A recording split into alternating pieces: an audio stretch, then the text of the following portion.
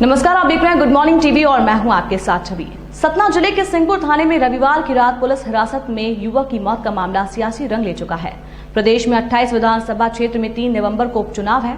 ऐसे में ये मुद्दा कांग्रेस को बैठे बिठाए मिल गया। इस मामले में सियासत का खेल जारी है। सतना के कांग्रेस विधायक सिद्धार्थ कुशवाहा पुलिस कस्टडी में राजपति कुशवाहा की मौत को लेकर शासन प्रशासन को घेरने आगे आ चुके हैं।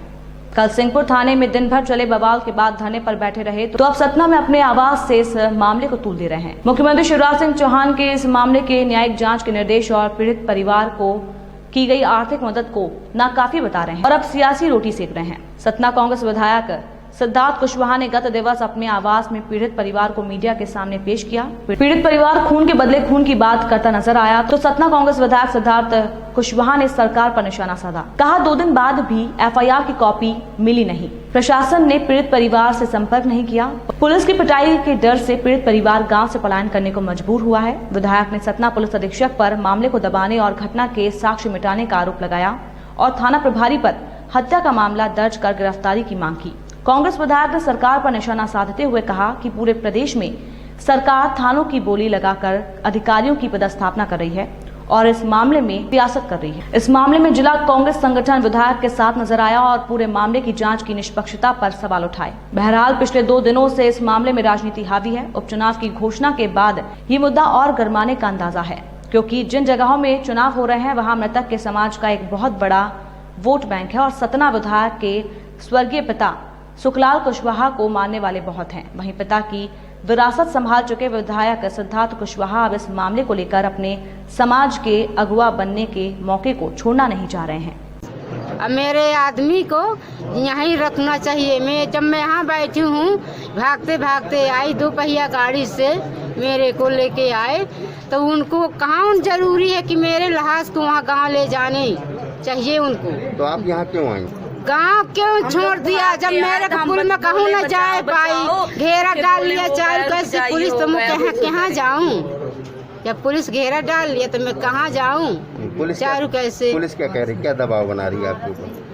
पुलिस मारत रही तो हम अपनी जान बचा, कहें कि तुम्हारे यहाँ कोई नहीं है आदमी तुम यहाँ से भागो, तुम्हारा आदमी नहीं है। मैं कहा मेरी आदमी, जब मेरे आदमी को मार डाला अब मैं कैसे उसकी आदमी नहीं, कहीं तुम्हारा कोई नहीं है। आप चाहती क्या है? किस तरह के इंसाफ चाहते हैं? चाहते हैं कि हमको न्याय चाहिए, न्याय चाहिए क्योंकि उपचुनाव है। अच्छा, क्योंकि उनका कहना ये है कि तो सियासत फिर भाजपा वालों ने की होगी, क्योंकि सरकार उनकी है, घटना उनके सरकार के समय की है, वहाँ विधायक भाजपा का है। वो आदमी जिसका कोई आज तक आपराधिक रिकॉर्ड नहीं, उसको ले जाके थाने में गोली मारने का उनका प्लान रहा होगा। फिर ये कहना चाह रहे हैं आप? नहीं, बीजेपी की कहना ये नहीं, तो उनका जो कहना, उनसे पूछे क्या वो ये कहना चाह रहे हैं कि भाजपा के विधायक वाले क्षेत्र में एक गरीब कुशवाहा परिवार के लड़के को जो मजदूरी करके अपना घर चलाता है, उसको ले जाके थाने में दिन भर बैठा के रात को गोली मार दे? क्या ये सियासत है? ये एक अपराध है। अपराध की कोई जाति नहीं होती, कोई धर्म नहीं होता, कोई पार्टी नहीं होती, कोई संगठन नहीं होता, अपराध है। उनका कहना है कि सरकार इस पूरे मामले में संवेदनशील है। एसपी का किस चीज़ का? एसपी के ट्रांसफर किसने मांग की थी? एसपी का ट्रांसफर तो उस दिन ही होना था जब सरकार बदली थी, लेकिन मौका नहीं मिल रहा था उन्हें।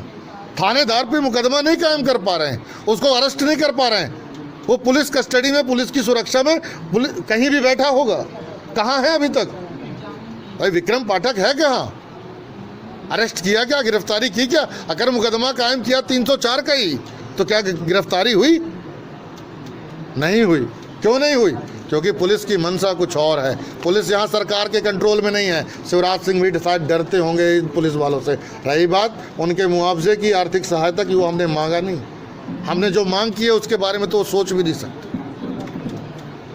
और हमारी मांग जो है वो लिखित है, हमने दी है उनको, कलेक्टर को, हर आदमी को हमने वो मांग पत्र भेजा है कि अगर आपको चाहते हैं कि आपके प्रदेश में एक अच्छा संदेश जाए, मानवता, भाईचारा और सरकार जिम्मेदारी अपनी महसूस करती है, तो उस गरीब परिवार को आप सहायता करना है तो अच्छे से करिए, खैरात मत बांटिए।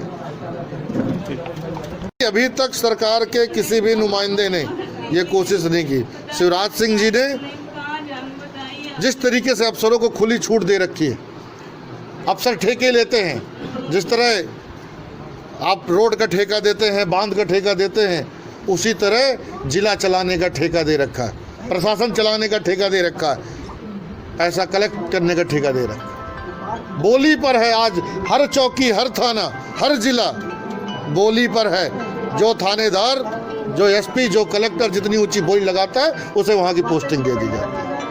जब तक कर्मचारियों को बचाने में और साक्ष्य को समाप्त करने पे जुटा हुआ है।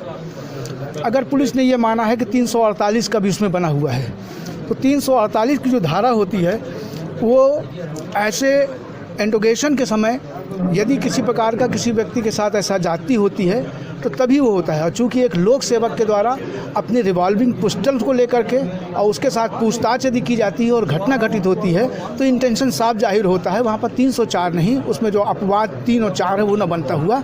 ये हत्या का अपराध है और उस हत्या के अपराध को यदि ये अगर कायम करते तो सब दूध का दूध और पानी का पानी आ जाता।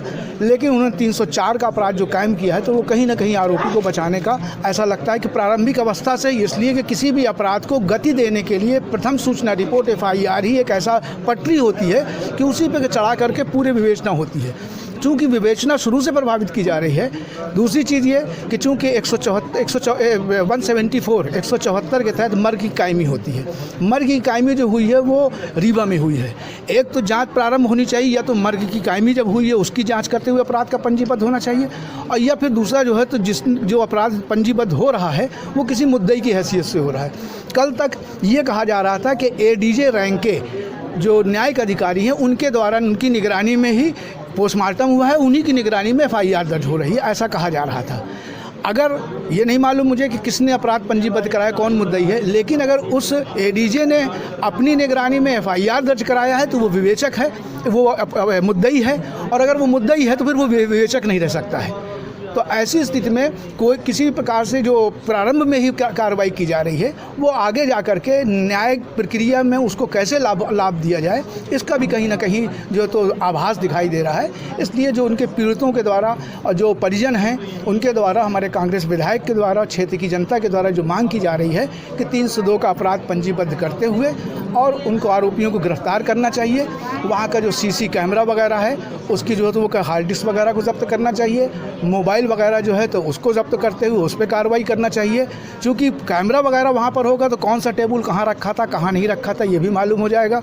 तो पिस्टल का निकालना ना निकालना ये भी, तो साक्ष्य को इस तरह से जो मिटाने का अगर प्रयास किया जा रहा है तो वो एक स्वच्छ प्रशासन की व्यवस्था को नहीं दर्शाता है। इस खबर में फिलहाल इतना ही। और भी खबरों के अपडेट्स के लिए आप बने रहिए गुड मॉर्निंग टीवी के साथ। गुड मॉर्निंग टीवी को YouTube में सब्सक्राइब करें और बेल आइकॉन भी दबाएं। नमस्कार।